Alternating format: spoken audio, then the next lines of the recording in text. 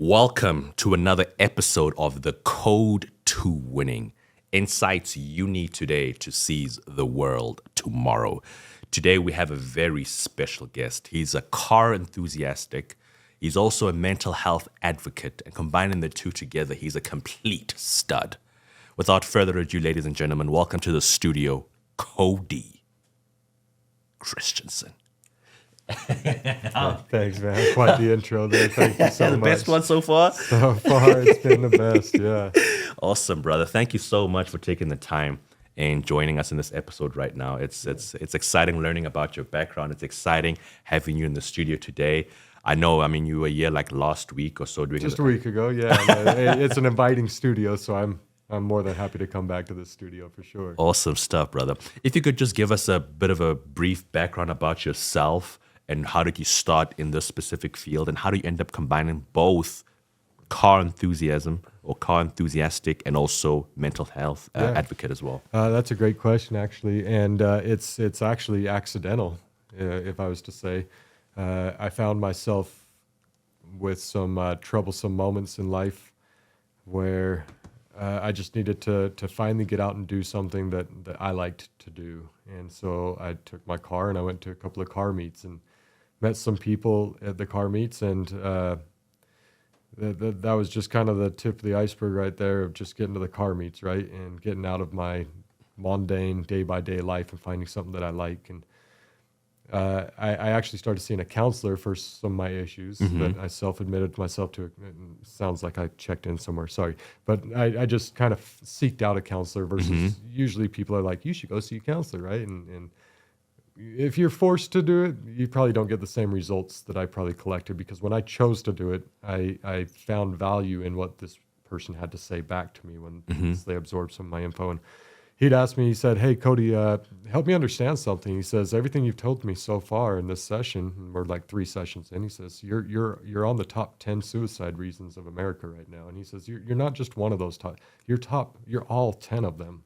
And I just need to know what's keeping you alive. How did you even make it here today? And I says, well, I just keep telling myself traffic heavy. And he's like, what is, sorry, but what does that mean? And I'm like, well, to me, I just feel like the road of life has a lot of heavy traffic to it. And at the end of every traffic jam, it's just open roads awaiting us. 100%. And it's essentially what he said as well. He felt that. And he's like, wow, you have no clue how powerful what you just said is.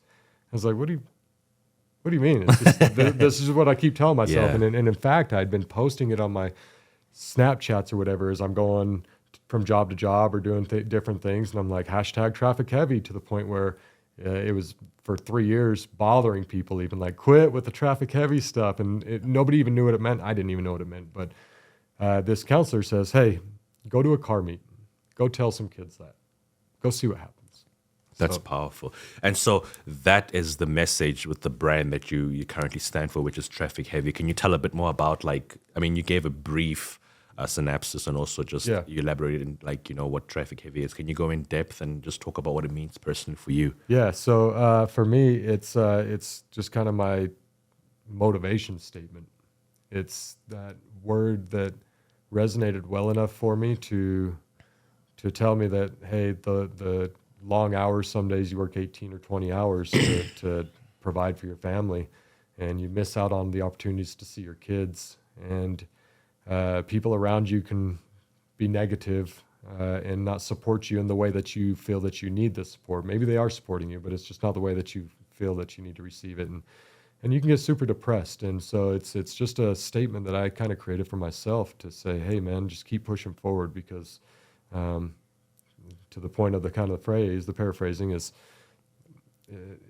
I just started thinking, man, my financial situations, my lack of seeing my kid, my issues with, relationships or friendships or whatever it is, it's just like traffic on the freeway, and it's just congestion right now. And if I keep trying and motivate myself to keep going, I'm gonna find the green pastures, so to say, right? I'm gonna get there. I just got to keep going, and without any other wisdom of what I was telling myself, that's just it. I just tell myself traffic heavy. And so I went to that first car meet, and I told a group of kids, and one of the kids. Where was the car meet? Here in Utah? This was here in Utah, yeah. It was in Sandy, I believe. Okay. And it was about 7 kids, and they're like, "We gotta tell our friend your little message." And I was like, "Okay, man." So I told them, and they're like, "Hang on." And they come back, and I tell it again, and the kid kind of breaks down in tears and says, I needed to hear that, and he needed to hear that. And I was like, okay. And I felt it. You feel energy, and I felt it. And they said his mom just killed herself last night. And we've been trying to convince him to stick with us and just be around us, because they moved here from Arizona, and it was just him and his mom. So he really has nobody. And without his mom, we're afraid that if he goes home right now or does anything, we're not going to see him tomorrow.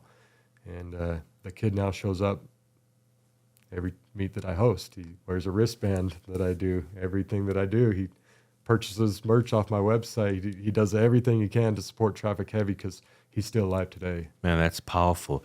My question is, what is it that happens at those car meets that just makes people feel like they have to keep going, or that just instills that bit of peace and happiness and just away from the world and their troubles as well? I think when you earn something and you're proud of it and you like to show it off, that's what a car meet does for people. And so whether you just bought the jankiest Nissan Sentra, or everybody's had an Altima, right? Or somebody with an Altima. So you're proud of yourself. You're genuinely proud of yourself. And so to go to a congregation of people and cars that are similar, they feel proud of whatever they brought. And it could be from that Sentra, it could be all the way up to a Ferrari. Who cares in between, right? But the point is you're proud of yourself. And when you show up to these things, whether people talk crap about it or engage with you in a positive manner, you're just happy to be. It's just that you find that escape. Like, that's hey, powerful. I've got this car. I want to just show it off. That's amazing, man. My next question, though, what was very intriguing to me, you mentioned that when you were with the counselor, I think you've been there for like 3 times, and they said that you literally have all 10 or the top 10 suicidal reasons why people end up like just giving up. My question to you is then, what kept you going? Like, what was it that's like, I have to keep going? My family. The reality that, like, I mean, I've attempted suicide numerous times throughout my life, and once I had my son, I think about him often when I get into my depression state, to think, tomorrow morning if he woke up and I was no longer around, can I put myself in his shoes for a minute? And that's just too powerful to me. That's just too much. And I can put myself in his shoes, and I can't do that to my own kid. There's just no way. There's just no way. I could obviously, if you can't hear me, I could probably do it if it was just me in this world. But my connection to him, and then it trickles beyond that. And then you start thinking, oh, my mom and my dad and my brother and my sister. And now over the years, the messages that I get from numerous folks that, hey, you're keeping me going, it's like, man, I would be letting down a lot of people. And it's broader than just my kid. And ultimately, the answer to your question, though, is my son. And I have 2 sons now, but my son kept me going for the longest, that I just got to do better than what I had, you know what I mean? And he's not going to receive that if I go. Well, that's very, very powerful. Then my question, I think I'm a bit of a hypocrite for even asking this, because I feel like I'm one of those people that I really bottle things up. Like I happens to a lot of people. I really bottle things up. I don't talk about things that really bother me until I need to. But I feel like that's very unhealthy, because what I do, I find a substitution to that by finding myself very busy doing things I'm not supposed to be doing. So I keep myself busy for 18 hours of the day, and then I know that 6 hours I just get to pass out just to avoid. And so it's funny that I'm opening up right now. Look what you've done to me, brother. I mean this in the kindest way. My bad. I'm one of those people that often just bottle stuff up. So the reason I'm asking this, like, how many people have you come across that have often not opened up about their problems until it was like too late, or perhaps until they were at the borderline? I couldn't put a number to it. I genuinely have lost track. I wouldn't even know what to tell you there. That happens more frequently than I ever fathomed when this counselor told me to go present this word to other people and tell them what it means. Mm-hmm.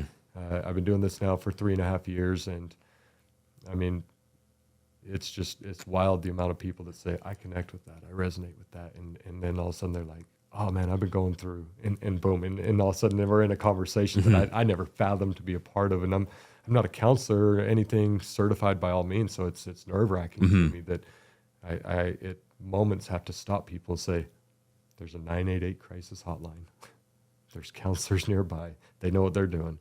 But at the end of the day, talk, and I'll sit in the mud with you, and I'll help you out as best I can. I'll just listen if that's all it takes. That's powerful. Yeah. I want to share something as well. So what happens is my boys and I, we have this one thing. I have to give the historical context. We call it Father's Day, where we just, it was actually initially when we were first freshmen in college, one of our friends used to always invite a bunch of guys. So in terms of like mockery and just making fun of him, we started calling it Father's Day.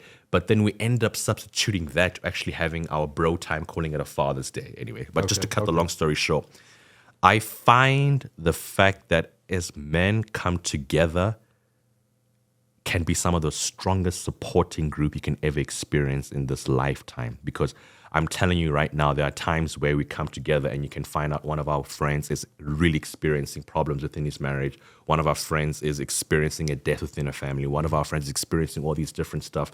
And what is it that men have that just bring just so much peace among each other if you find that group? I don't know if I asked the correction. Yeah, no, it's fine. And I don't know that I would, to the way you're describing it, it makes sense, but I don't know that I'd even segregate it to men, but I think it would be more of when people come together, right? And so when you're solo and you're stuck in your mind and you have all these things that you're bottling up, when you get around other people and you even release one little piece of knowledge or something that connects with another individual, then there's that power of two now, right? And then there's a third individual and there's the power of three. And it just gets stronger. And we just talked about energy felt, right? And so when you feel that energy and you feel that presence of others giving input, relating to you, maybe when you talk about separation or divorce or breaking up with people, I don't think there's many people at our age, and I don't know how old you are, but like we're definitely older than 19 or 20, right? Yeah. I don't know that there's many people past the age of 20 that haven't been broken up with somebody or something. So, so now you're talking about something that relates to others. And so now we're going to have a powerful conversation. It's just going to get stronger and stronger and boom. And I think if it was my opinion, that's what does it is it's that strength in numbers type thought. I love it, man. I actually have an interesting statistic, which was actually very shocking when I got to look at this. It says the number of male suicides in 2002 was obviously 2% higher than it was in 2021. But just to give you a historic context, according to the CDC in 2022, it was 39,255 males that committed suicide, compared to the females, that was 10,191.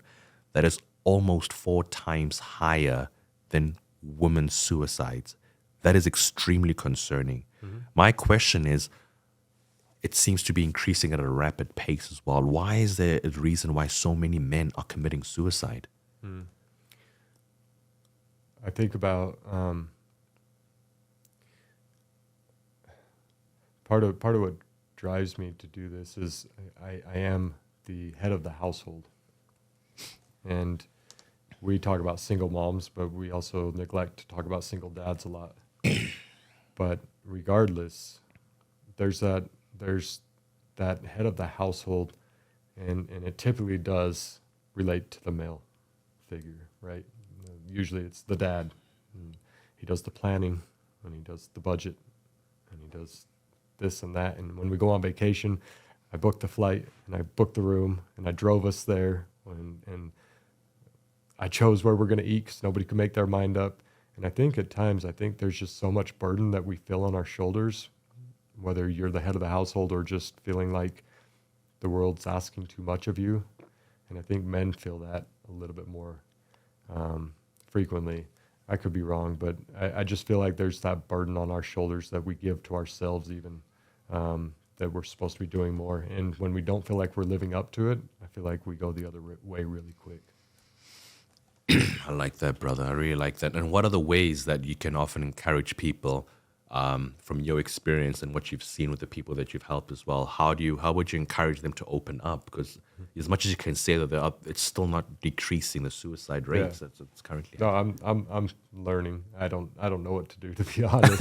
I don't know what to do. I think listening is the first opportunity that we can always take, right? And if somebody's still not talking, or if they're bottled up or something, but you can see that there's a change or something about them, I think the thing to do is to just, and it sounds so prideful, I guess, but ask, like, hey, you doing okay? Hey, is all well? Hey, are you still with so and so, right? And just talk and have conversation with people. I think when we leave them high and dry and all on their own, or if we let the guy show up and be quiet the whole time and nobody ever has a conversation with them, that's probably going to be the guy that's probably most depressed, actually, and really just wants to talk, but he doesn't feel like he has the platform. So I think in general, just finding a way to hopefully make them feel comfortable. And if it's not with you, there's other people, right? But like, I don't know. I think just creating comfort in the best way that we possibly can. That's powerful, man. One of my biggest role models is my father.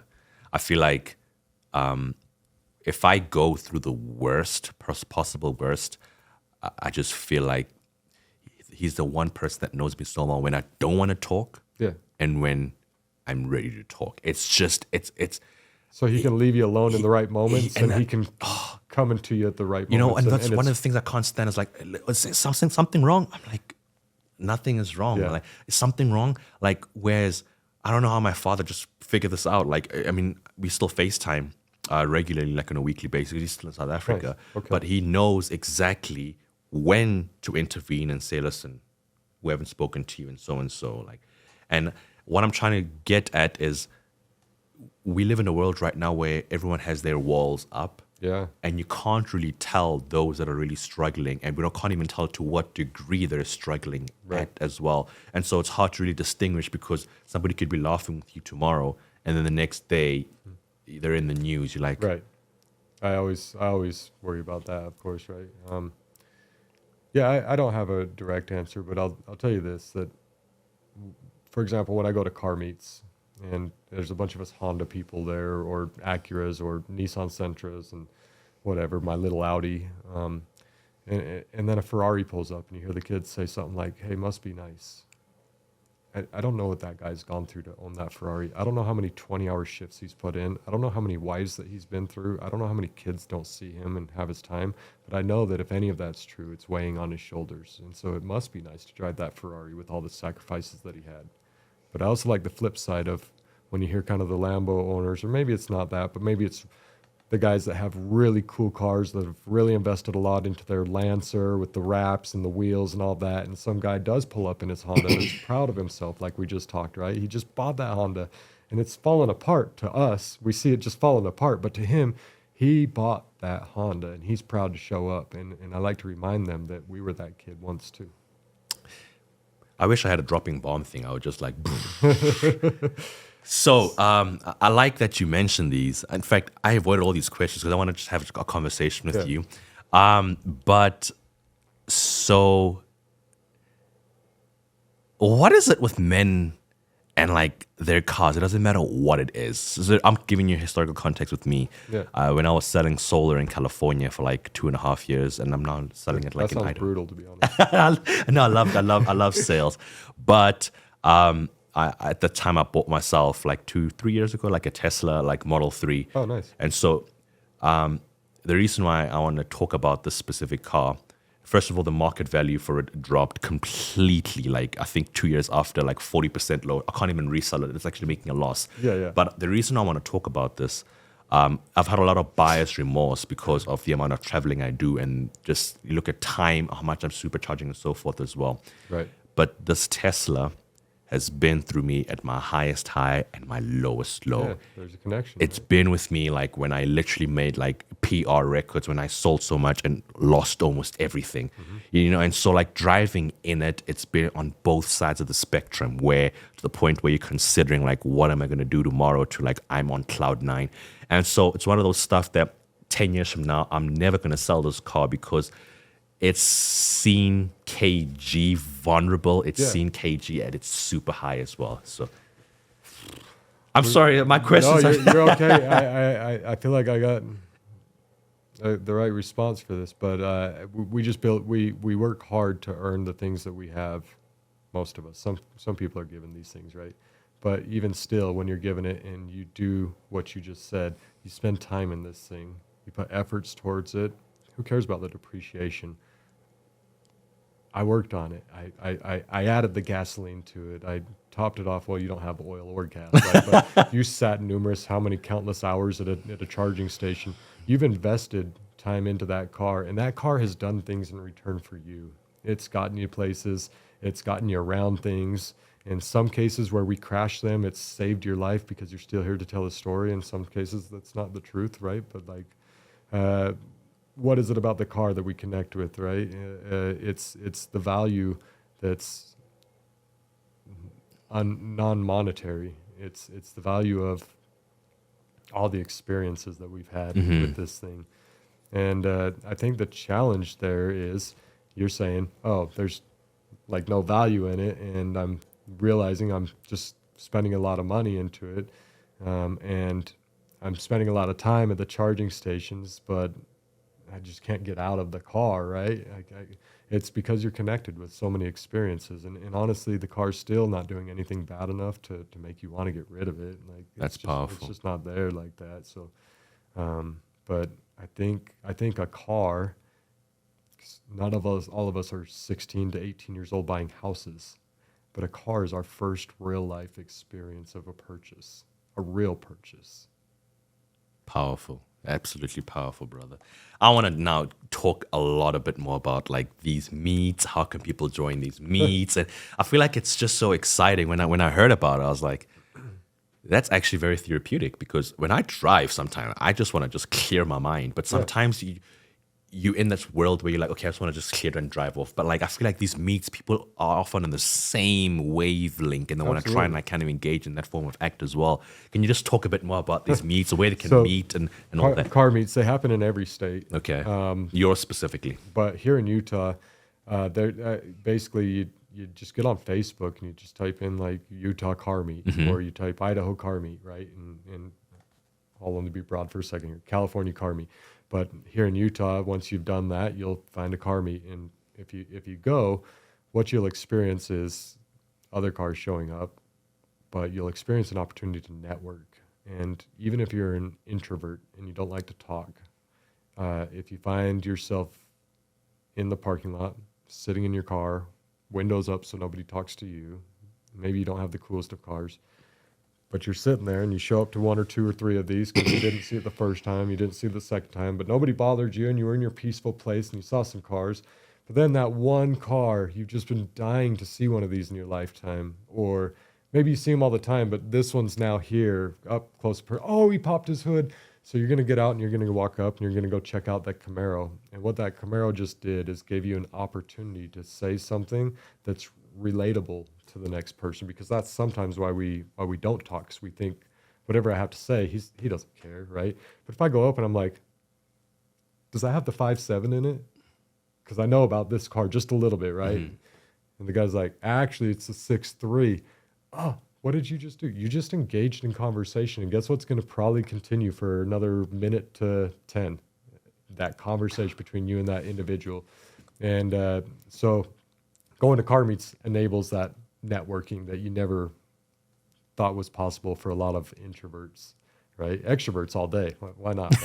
But an introvert, they don't go out and do things. They don't get out of their car, but when they finally do see something, so here in Utah, you just seek out some of those, and once you start going to a couple and you meet a couple of people, you'll find more. But what I've given is that opportunity to just not have to search so hard. And so on my Instagram, for example, I have a channel that's dedicated to Utah car meets. People have found value in sending me their flyer, whether it's a small little car meet or the largest in the state. And that flyer, as long as it's within 7 days, because I like to keep things current on this channel, I post it. I don't care if I don't even like you. I don't care if I've been to your car meet and you're rude to me. It's still a car meet, and it's still an opportunity for people. I don't care if there's 7 car meets going on at the same time on a Friday. I'm not going to pick. That's for you to choose, you know? And so here in Utah, if you were to just follow at Traffic Heavy on Instagram, there's a channel there with like 1,800 people in it right now. And everybody sends me their car meets, and I just post it in there. So that's here in Utah how you could find them really easily. Wow. So you don't have one specific one for yourself? I do them on my own as well. It's becoming less possible for me. And the reason is when I host a car meet, I've hosted enough good ones now to where people know that it's going to be a good car meet. Okay. So the issue now that I face, which is what some of the others face, and we'll just name drop a little bit, there's Utah Weekend Car Meets on social media. There's Cars and Coffee Utah. There's Cars and Curry Pizza. And myself and probably a few other groups as well that really do good with their car meets. And our problem is we can't find parking lots big enough. And when we do, people show up and they over-accentuate their vehicle. They want to burn out. They want a two-step, which is a rev limiter and makes loud noises. And they want to drag race through the thing. They leave trash everywhere. So they become reckless and careless. And it's a concern to all of us in the car community. Like, how do we combat that? Because if we didn't have so much of that, the police wouldn't show up and say, "Hey, where's your permits?" or "Get out." And now we can never go there again. Now the police frequent that spot, and until somebody has, the affordability to be able to, or the means, I should say, probably to be able to afford to get all the permits and everything else that you need, we just got to keep skipping parking lot to parking lot. But the thing is, we could probably just chill at one individual parking lot if we could keep the noise down and keep the nuisance away and such. But that's what made my car meets a little bit different. So I'm like, okay, since that's not happening and people are disrespectful, how do we host car meets that allow them to do that? And one in particular I just did a couple of weeks ago was at a place called Laketown Speed and Sound in Draper. It's right off State Street there in Utah. And they have a private parking lot, and it's a sound warehouse, like for audio shop for cars. So they're used to making noise there. So we are able to now go there when I host these meets and do the two-stepping where people are shooting flames out of their car and pop, pop, pop, pop, bang, bang, making like loud Too Fast, Too noises. Furious kind of style? Oh, yeah. Well, I mean, we're not drifting around doing all that, but we're making noise, and they're... And it's allowed without it's all permits? allowed, yeah. It's without permits because we're on private property, and, so the key is a couple of things with the permits, but essentially, yeah, I'm just trying to find locations now like that let us... The next one we want to do, and if you're lucky enough to watch this episode and hear about this, we want to get like a lot of parking lots. If you sit there and you burn your tires out and you just keep the tires burning, it rips away at the surface there, and so private property owners who pay for the surfacing don't want to deal with that. So we're trying to get steel plates that we can do that on, so that we can do burnouts and other. So the car's capable of doing things, but a lot of car meets, people just show up, they park, and we look at a parked car, and then we watch you hopefully drive away casually because we don't want the ruckus. So how do we expose the car and utilize the car, and for me, collect the cinematics that I'm looking for? You know what I mean? Powerful. I know you mentioned a story earlier on with one kid and like the passing of their mother. Have you had any personal experiences of people that have been part of your car meets that have had a positive feedback to what they shared regarding like their state of mind to what they were and what they are right now? Yeah. There's a few, and I mentioned the one in particular last week on the episode as well that I did with Community Cures. But my friend Kay, Miss Kay, I met her at a Cinco de Mayo, so it's going on 2 years now that we met. And we actually didn't even meet through somebody who either of us knew. Well, I knew him, but neither of me and him knew Miss Kay. But he's like, oh, you got to check out my buddy's car and hear his message. And she comes and hears it. And still to today, a couple of years later, she's helped marketing me. She wears more wristbands on her wrist than her wrist can probably even handle. But she tells me numerous times, every opportunity she gets to see me, she tells me she loves me and she's grateful for me because she's not sure if she would be here without me. That's powerful. Absolutely powerful. The Winning Store, in collaboration with my podcast, The Code to Winning, I have started a merch store called The Winning Store. We sell high quality merchandise in terms of shirts, sweatshirts, hoodies, caps, phone cases, high quality tumblers as well. The best part about The Winning Store is that we believe in delivering nothing less than excellence. With a keen eye for quality and a passion for style, we curate products that ensure that you always emerge victorious in your fashion game. Are you ready to win? Well, shop right now today at winning.store. Remember, in this game of life, the only way to lose is to stop playing. Here at the Winning Store, we're all about playing to win. So visit us today, winning.store. Get your merchandise today and stay victorious. The question, it's funny, I haven't even asked a single thing yet. I just feel like there's just been such a great flow. Whatever you want to do. The question I wanted to ask you, there has to be, and if you don't know, that's okay, but there has to be, in my personal opinion, a correlation between addiction and depression. The reason why I say that, and often people always think addiction, drugs, addiction, alcohol, but there's a lot of stuff like eating addiction or disorders or pornography, all these different stuff. Do you feel from the people that you've encountered have often had an addiction that has been severe and intense to the point where it's contributed to their anxiety and eventually depression? I'm not licensed or professional in this field, but I will say absolutely. Okay. Absolutely. Yes. Okay. And I can't think of a single person I've ever met. And it doesn't, to your point, it doesn't have to be substance abuse. People always when we think talk about exactly. this, right? It could be that addiction to racing your car. It could be that addiction to food. It could be addiction to lots of things. But I think the depression comes when you aren't capable of feeding your addiction in the moment.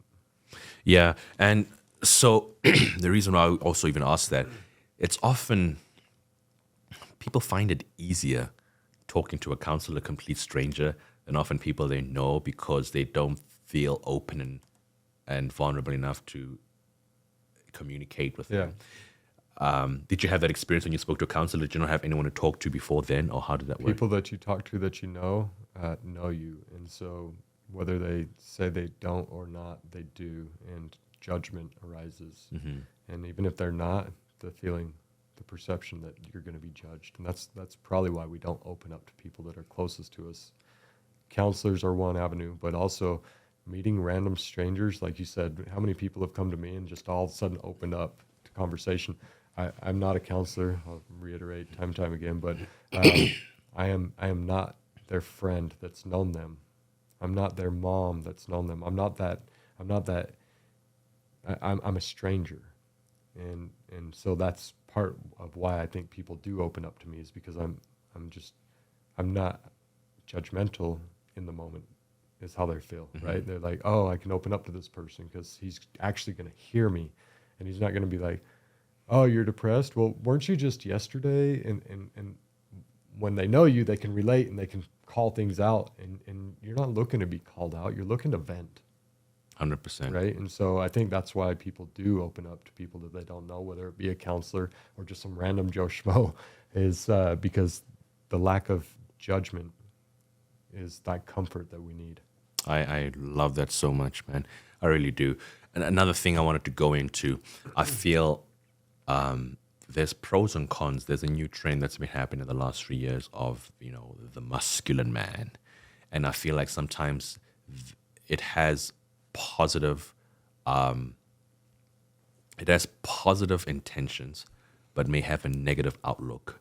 Because with this masculine macho man mentality that's been pushed, especially across social media, it's making it less and less more vulnerable for men to actually even open up because it's viewed as a sign of weakness. And like I said, I think, yes, it's very important to embrace your masculinity. It's very important to embrace all these different characteristics. At the same time, it's when it's taken extremely overboard by what's viewed as today's masculine man to try and compensate for what's been happening previously to what isn't. Are you getting what I'm saying? I fully get what you're saying.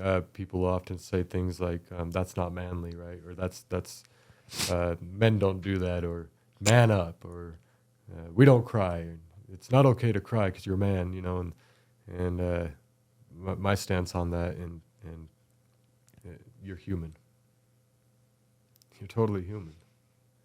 And what's so shameful about being human? Because humans have emotions.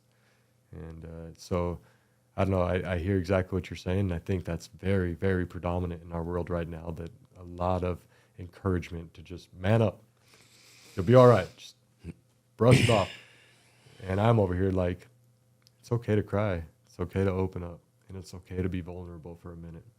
Maybe not in front of everybody, right? And do it maybe for the right people if you want to continue to stay manly or whatever, and but honestly, it's not attractive. It's actually something that would detract a lot of when you can't emotionally connect with people because you're hiding all of your emotions. I think people see that, and when I say people, I'm trying to stay gender neutral here because it's not always man and a woman type stuff. But I think people kind of shy away from that and think, man, that I don't know what it is, but it's literally their lack of showing emotion. And so I encourage emotion a lot. I encourage it a lot.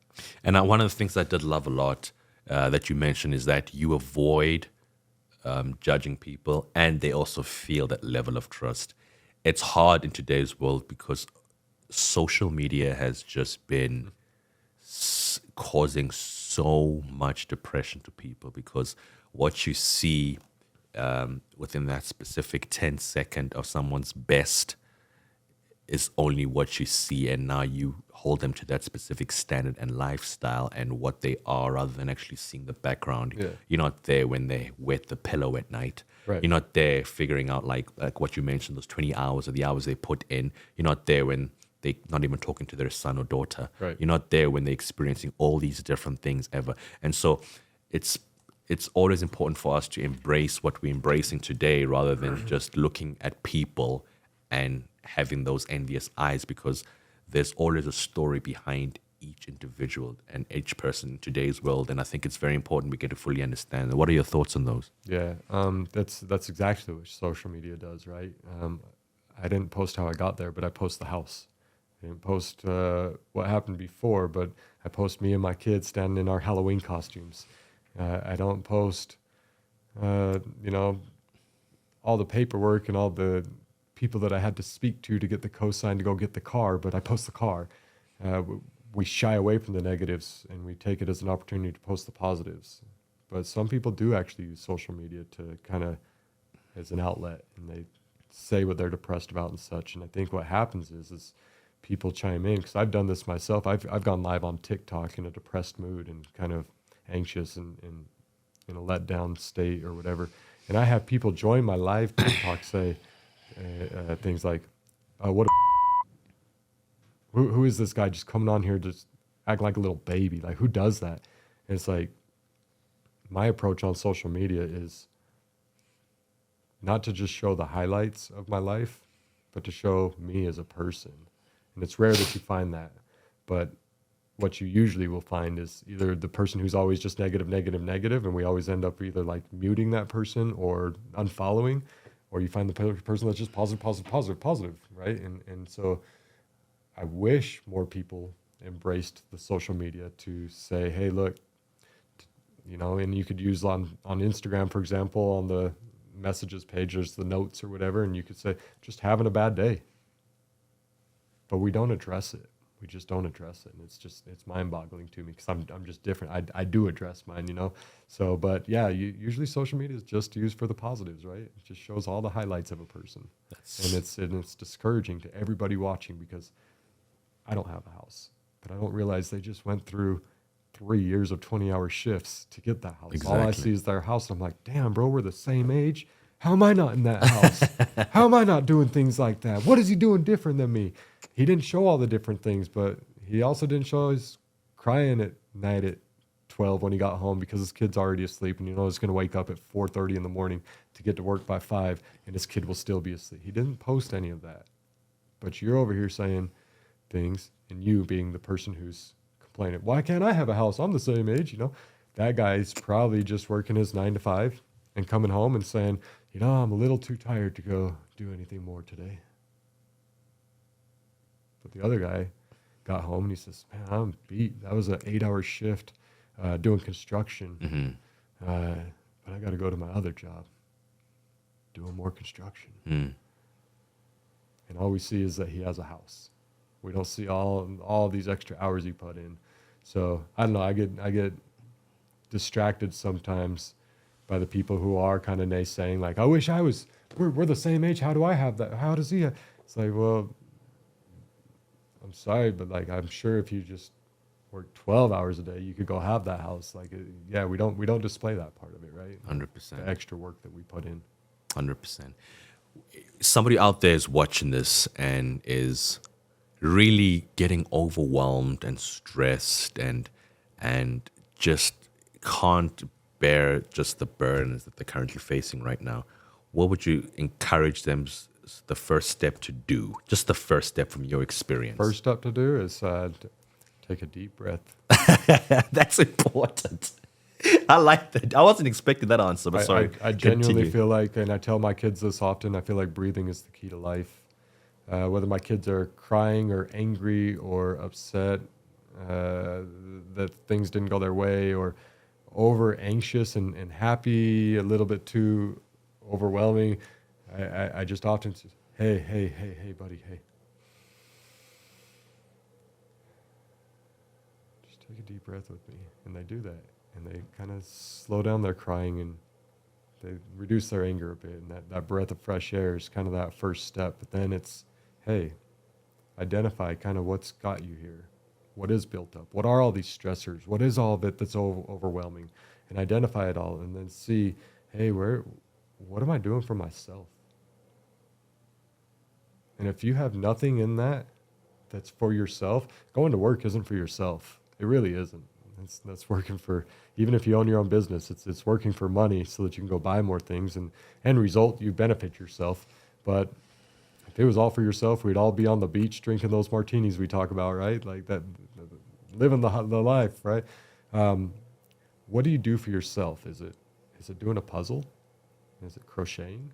Is it watching your favorite show? Is it driving a car? Is it doing a podcast? What have you done for yourself? And if you can't answer that, then I think that's the moment that you should probably take is, where can I squeeze 5 minutes? 30 minutes is ideal, but 5 minutes today for myself.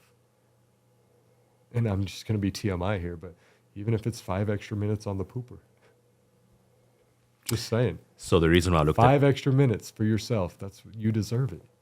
You deserve it.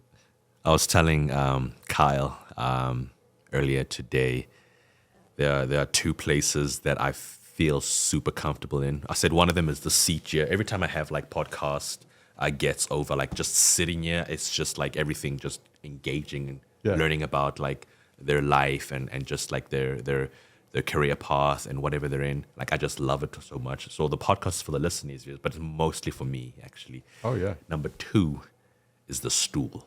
When I'm sitting down every single day, it's that one moment where I don't want to take no calls, no nothing. It's just like my me time. And so it's, the wildest place, but people don't think about it. But I mean, I'm sorry we got into treacherous waters here, right?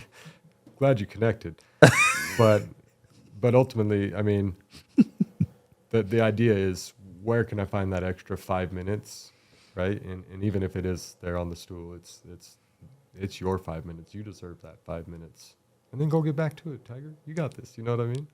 You got this. Ah, man, that's super powerful.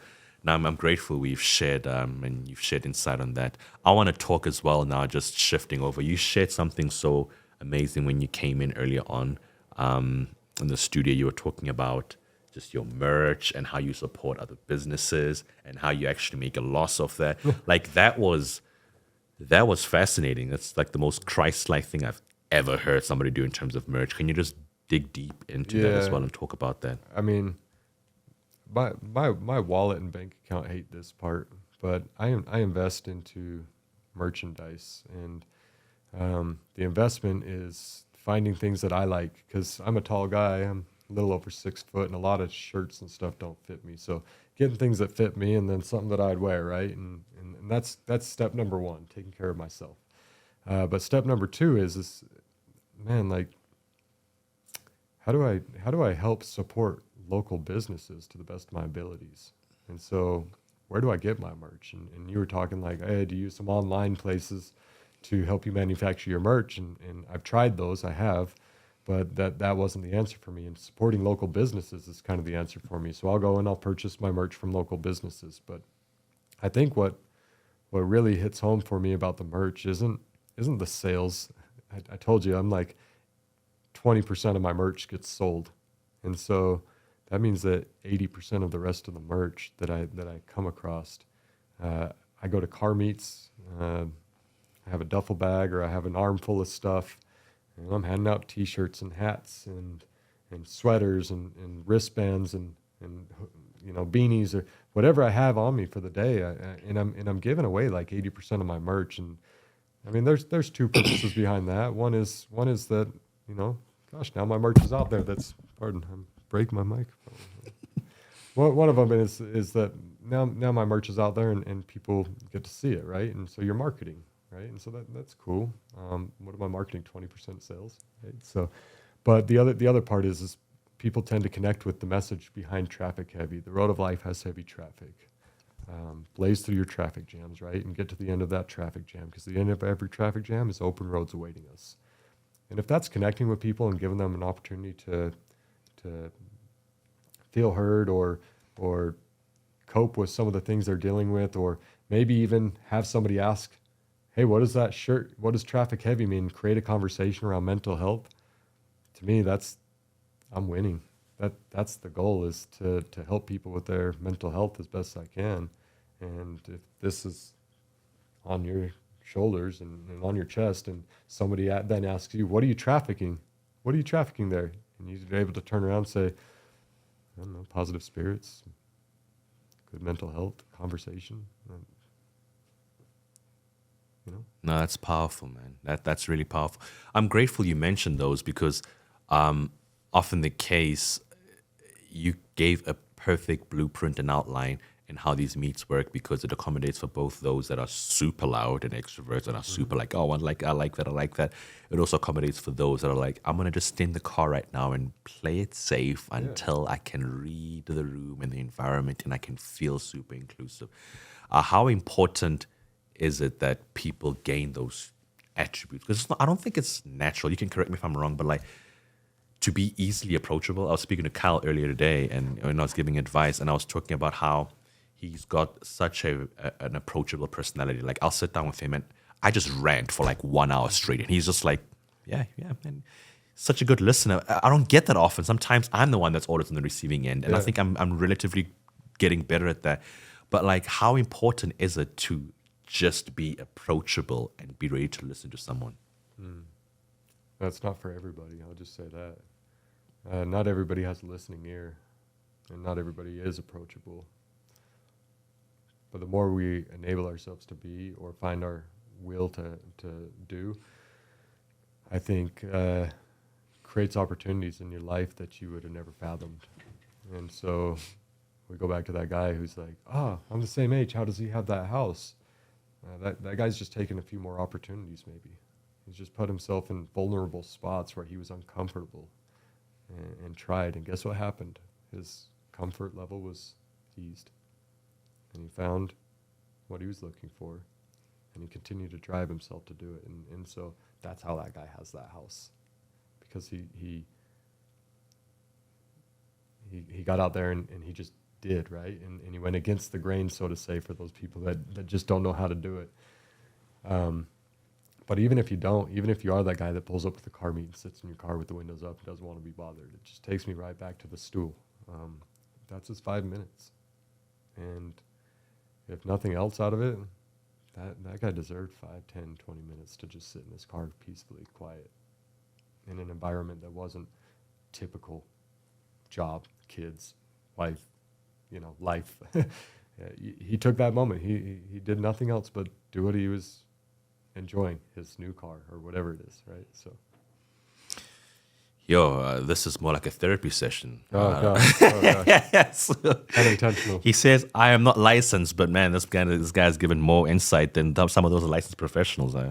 So, but anyway, I love everything we've discussed. I love the insight you've given. I feel like it's just very enlightening. It's very encouraging. It's very raw, and it's very just transparent as well.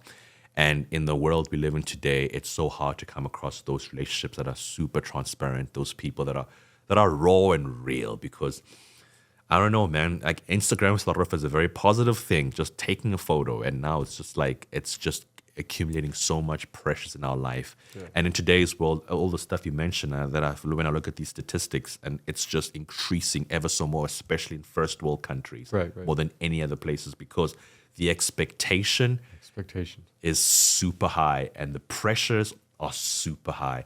And I feel like that is completely contributing in a negative aspect, because it's in my specific, I'm a member of the Church of Jesus Christ of Latter-day Saints, so Utah is a very, very big portion of it. And so even growing up, there was just all these expectations, and just a certain thing you had to tick off. Like I had to go on a mission at a certain age.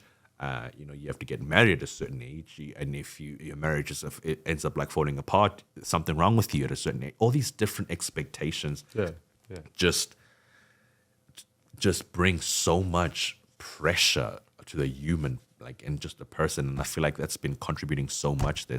So sorry, I've been talking so much and ranting, but what are your insights on just trying to just let go of the pressure? Yeah. I'm not a fan of expectation. I do it, so I'm a hypocrite. I have my expectations, but I think the best thing you can do is if you're gonna feed into expectations, it should be of yourself and nothing more. You can't expect your friend to show up on time. You can't expect the relationship to go the way that you want it to go. You can't expect to make $1 million off your idea. You just can't expect. You can hope, but if you have that expectation, you might be setting yourself up for some disappointment. You know what I mean? Now, what you can expect is more of yourself, because you're driven. You can expect that you're going to make that $1 million because you're going to go do it. You can expect that you're not going to drown because you're going to learn how to swim. The expectation should only be of yourself. And expectations from others of you should almost be ignored. It's just not fair to you to have to live up to somebody else's expectation of you. I mean, are you royalty? So that's where that would come into play, right? Like, oh, you're the Queen of England or King of England or whatever. Like, there's a lot of expectation of that person, and you took on that role. But most of us are just individuals in this world. Mm-hmm. And even as leaders, if you are a leader, then you're a leader because you fulfilled some of the expectations you had of yourself. Doesn't mean you expect anything from anybody around you, actually. Most of the time, the leaders never expect anything of anybody around them. They expect more of themselves, but they know. They know that you hire the best guy in the world, and there's just that one day he got sick, and it's not like he did anything egregious to try to not show up to your expectations, but he's sick and he just couldn't. And so now you had this expectation because, you know, this guy showed up to drive me places, or he showed up to do this or that, you know, and where's he at today? And now you're disappointed because you had an expectation that somebody was going to be there always. And it's just not real. It's just not real. That's so powerful. Would you encourage any people to read any books that you feel like could also be of self-help, meditation, self-improvement? There are some. I'm not a book reader. Audiobook reader? I don't do any book reading, and so it's one thing that I've always had interest in trying to get more involved into, but I just don't. If I do a audiobook, I find myself waking up and I'm like, oh crap, I just missed 35 minutes of the story. Okay, great. If I read a regular book, I tend to kind of get distracted and I lose focus, and it just doesn't work very well. But I will say that, and when it comes to, I don't know, self-care and stuff like that, I don't know the books per se, but I'm sure we could list some on the YouTube when you post them. No, I'm just kidding. There was some that were very particularly recommended to me when I went to this counselor, and I read a couple of those books. And for example, I think I don't remember the name of the one, but it really resonated with me. Gosh, I'm trying to think of the name of the book, but again, I don't. This is 3 years ago now since I've read this book, but it talked a lot about. Gosh, I'll have to reference it. You guys are going to hate me. This guy doesn't even know what the hell he's talking about. No, you're good. It'll come to me right when we're done with this podcast. Oh yeah, I know the name of the book. But basically, the book talked about how I basically am the type of person to do things for others, and I always have to appease others. And by the end of the book, it kind of talks about how I just got to break free and just be more about myself and maintaining myself, and it was great. It really connected with me. But I guess what I'm getting at isn't about the book as much as you can Google these days. It's a great tool. It's something that we wish we had when we were probably in school, right? And instead they said go over to the encyclopedia or the dictionary, and you're like, what if they don't have the answer? They're like, it'll have the answer, and it's like, well, it's 2002 now, and I don't think that 1996 book has the answer. But Google, and you can Google, and if you have depression, you can Google books about depression. And if you have anxiety, you could Google books about anxiety. And if you have anything else, you can kind of Google about those things. But I would say ask those around you, that are into books, see if they have recommendations. But the best recommendations that ever came to me for books was after talking to that counselor.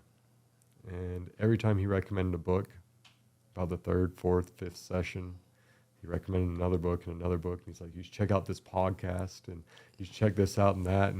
And I would always just subscribe. I would jump right on Amazon after he told me, and I'd buy the book. So I've got a bookshelf full of books, but I've only read a couple of them. And his advice was spot on because he's a counselor. Mm-hmm. So he listened to me. He absorbed, and he knew what to recommend. It wasn't just a random Google search, and it wasn't just a random book that I could state. Right, but it was a tailored, customized recommendation of a book that was going to help benefit me. That's powerful. The next question, I know we're going to be having to conclude, but then the question I wanted to ask you is, do you believe in manifestation? Yeah. And how important is it? Oh gosh, the power of manifestation is unreal, and if you just put it out there, you'll never get it. And so some people will post or say or whatever, oh, I just posted this Porsche GT3 RS because I'm manifesting it and I'm putting it out there in the world. And 20 years later, they still don't have that Porsche GT3 RS. And there's others that post the GT3 RS. And then you see the next post, I just got another job. then you see the next post. I really want this Porsche GT3 RS. That would be manifesting. The one guy who posted a dream was just a dream. The guy who continues to post and works towards it and sets his mind to it and goes to get it, that's manifestation. And that guy is going to get his Porsche GT3 RS. That's powerful. And I think that's what manifestation is. It's not just saying one thing and channeling your energy with the universe, but it's actually work in progress. Yeah. Understanding there's a goal in mind, and every single day is one step closer. We could fill the screen with a dream list. You know what I mean? I got a dream list. I got so many cars on it, but manifestation and reality as well, right? The reality right now for me, I couldn't even want to manifest a Porsche GT3 RS. And the reality is I'm in my life, evolved in my life well enough to understand where my finances are and what it would take to have to get to that, and having kids and a house and cars and everything that I have right now. Now, trust me, if I wanted to manifest it and go get it, then I could sell my house right now and have the equity. I could pull up in a Porsche GT3 RS just right now if that's really what I wanted. But I think my manifestation isn't quite that. And because of that, I'm getting the things that I want. And I sacrifice some of the things that I dream about. 100%, man. So I want you to answer this question for me. It's the hardest question of them all. Jeez. Who is Cody Christensen? Man, he is just an individual. He is a person who just lives life and just does it. Wakes up every day, appreciates the breath of fresh air. And I have all my history that's built me to who I am with no regrets because of that. I meet a lot of people and they're like, oh, you know, you shouldn't have regrets in life, blah, blah, blah. And they say it, but they don't mean it. And I mean, I've been through a lot, and as has everybody, and that's what makes us human. But Cody Christensen is just a human being that engages with others, finds his peace and satisfaction in seeing others smile, and is grateful to just wake up every morning and breathe a breath of fresh air. Man, that's so powerful. That's so powerful. I know you spoke about one of your friends. They call him Big Sean. It reminded me of a rapper, Big Sean, who had a line that was actually very similar to what you're talking about. It says, "You're not winning until the whole team is winning." Yeah. And I think people need to understand that winning comes at a price of uplifting others as well, because that is the true winner. If those around you are being uplifted by your presence, by your lifestyle, by you just being part of their life, that's, I think, the definition of winning personally for me. So your story and what you've done, I really thank you so much for sharing that. I think it's very positive and uplifting, especially in this very vain world we live in. Right. You know, so the last question. You said that 3 questions. I promise you. I like it, though. This is the Keep last going, keep one. I going. haven't even used any of these questions over there. That's how. Do you want to like random shoot from the hip and just be like, quickly answer You know this, what? quickly answer that? But then that'll No, be I'm my just kidding. second last question. So I want to okay. keep you way longer than you. I'm fine. It's You know what? I'm gonna any meeny money more this one. I'm telling you right do it. now. But ask me the question you had before you jump into that. Okay, fine. So the question I wanted to ask. So the code to winning, we always ask every single guest this specific question. In your opinion, what is the definition of winning?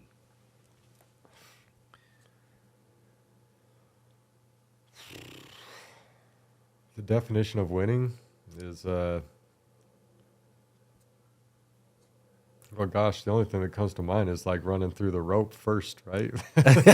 but that's not it. I think the definition of winning is that feeling of success, and you can succeed in second place. You can succeed in 10th place. Some people trip at the end of the race and they get up and they finish it off, and that's still a winner. Powerful. I actually don't want to ask any of these right now. You're all good. You're all It's just good. I look at them. I'm like, you answered this by what you said. So, if you could tell the viewers where they could get a hold of you, if they want to reach out for the car meet, social media platform, anything you want to back, your merchandise, where they could get that as well. Could you just share that with the viewers? We'll make it super easy on you guys. So just right up here on the screen, you'll notice traffic heavy at the top there with the K. Traffic heavy, you can put that into any social media platform, Facebook, Instagram, TikTok, YouTube. You could also put a www in front of that with a .trafficheavy.com, and you'll be right at the website as well, where you can check out a little bit more of what I'm about and see what kind of cool merch that I have to offer. Awesome. The code to winning insights you need today to seize the world tomorrow. Cody Christensen, thank you so much, Hey, sir. thank you for having me.